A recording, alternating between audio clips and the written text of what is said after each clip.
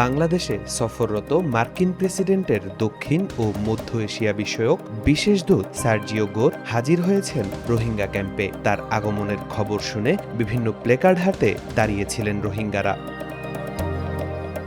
Myanmar থেকে জোরপূর্বক বাস্তুচ্যুত হয়ে বাংলাদেশে আশ্রয় নেওয়া রোহিঙ্গাদের সার্বিক পরিস্থিতি সরেজমিনে দেখতে শুক্রবার দুপুরে কক্সবাজারে যায় সার্জিও গোরের নেতৃত্বাধীন প্রতিনিধি দল। সেখানে অবস্থানরত রোহিঙ্গাদের জীবনযাপন, মানবিক পরিস্থিতি এবং চলমান সহায়তা কার্যক্রম সম্পর্কে খোঁজ নেন তারা।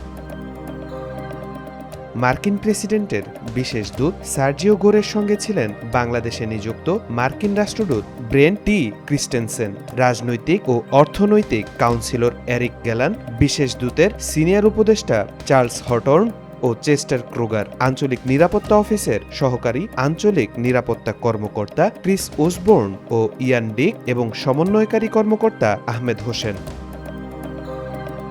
প্রতিনিধি দলটি উখিয়ার ৪ নম্বর ক্যাম্প এক্সটেনশন, ৮W এবং ৬ নম্বর রোহিঙ্গা ক্যাম্প পরিদর্শন করে রোহিঙ্গাদের সঙ্গে কথা বলে তাদের খাদ্য, বাসস্থান, চিকিৎসা সেবা, নিরাপত্তা ও সামগ্রিক বিষয়ে খোঁজখবর নেন। পরে বিভিন্ন আন্তর্জাতিক সংস্থা ও এনজিওর কার্যক্রমও পর্যবেক্ষণ করেন।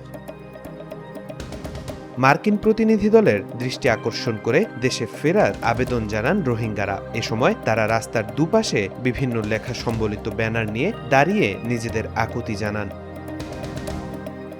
তাওফিকুল ইসলাম, আজকাল।